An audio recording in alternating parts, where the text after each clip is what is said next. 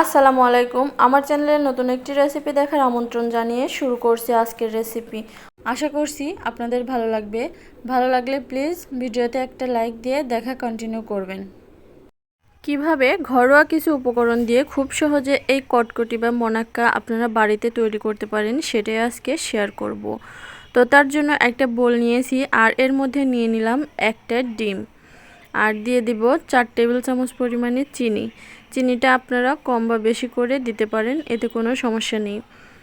এখন দিয়ে দেব 2 চা চামচের মতো সয়াবিন তেল। এখানে আমি 1 চা চামচ পরিমাণ দিয়েছি লবণ, সেটা স্কিপ হয়ে গেছে, আপনারা দিয়ে দেবেন। আর দিয়ে দিচ্ছি 1 চা চামচের মতো পানি। পানিটা দিলে চিনিটা তাড়াতাড়ি গলে যাবে।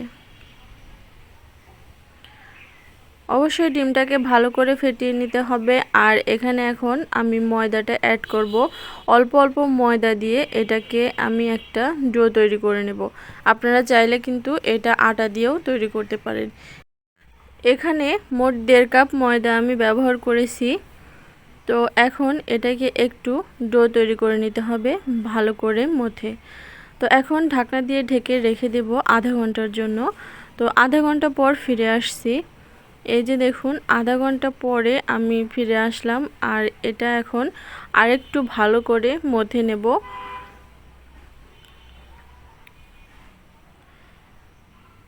তো এভাবে যত ভালো করে এই আটাটা মাখবেন ততটাই পারফেক্ট হবে আপনার মোনাক্কা বা কটকটি।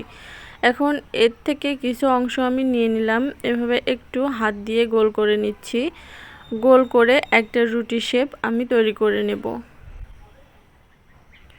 রুটিটা আপনারা সবাই বানাতে পারেন, যে যার মতো করে বানিয়ে নেবেন।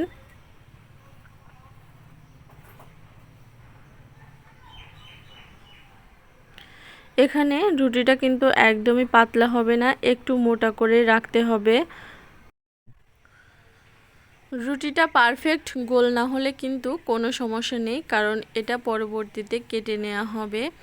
তো রুটিটা আমার প্রায় হয়ে গেছে, এখন আমি কেটে নেব। তো দেখুন রুটিটা আমি কতটা মোটা করে নিয়েছি। আপনারাও এইভাবেই রেখে দেবেন, একবারে পাতলা কিন্তু করা যাবে না। এখন এটাকে আমি একটা কেক ডেকোরেশনের পাইপ দিয়ে এভাবে গোল গোল করে কেটে নিচ্ছি। আপনাদের কাছে যদি এটা না থাকে আপনারা কিন্তু ছুরি দিয়ে যে কোনো শেপেই এটা কেটে নিতে পারেন। তো এভাবে করেই কিন্তু আমি দেখুন সবগুলো কেটে নিচ্ছি।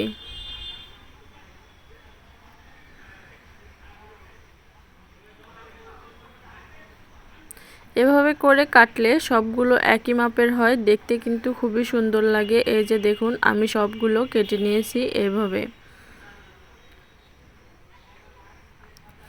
এখন এটাকে আমি ভাজতে চলে যাব। তো কড়াইতে তেল দিয়ে দিয়েছি আর তেলটা যখন গরম হয়ে গেছে আমি একে একে এর মধ্যে সবগুলো দিয়ে দিচ্ছি।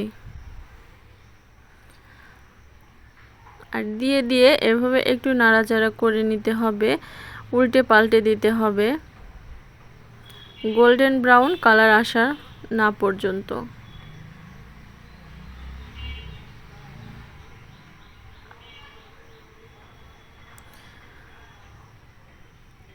এ পর্যায়ে কিন্তু চুলার আঁচটা একদম মিডিয়াম টু লো হিটেই থাকবে। হাই হিটে কিন্তু এটা কখনোই ভাজতে যাবেন না। তো দেখতেই পারছেন এটা কিন্তু আমার আস্তে আস্তে রংটা পরিবর্তন হয়ে যাচ্ছে। যখন এরকম গোল্ডেন ব্রাউন কালার হয়ে আসবে তখনই এটাকে তুলে নিতে হবে। তো এ পর্যায়ে আমি সবগুলো মোনাক্কা বা কটকটিকে তুলে নিচ্ছি। এর থেকে বেশি কালার করতে গেলে কিন্তু পুড়ে যাবে আর সেটা খেতে কিন্তু একদমই ভালো লাগবে না। তো আমার আজকের এই সহজ রেসিপিটা আপনাদের কাছে যদি ভালো লেগে থাকে অবশ্যই লাইক, কমেন্ট এবং শেয়ার করে দেবেন আর আমার চ্যানেলটা সাবস্ক্রাইব করে দেবেন। আর যদি ফেসবুক পেজ থেকে দেখে থাকেন তাহলে পেজটাকে ফলো দিয়ে রাখবেন। দেখতেই পারছেন কতটা পারফেক্ট বা মুসমুসে হয়েছে। তো আজকের মতো এখানেই বিদায় নিচ্ছি। চলে আসবো অন্য কোনো দিন অন্য কোনো রেসিপি নিয়ে। ততক্ষণ সবাই ভালো থাকবেন, সুস্থ থাকবেন। আল্লাহ হাফেজ।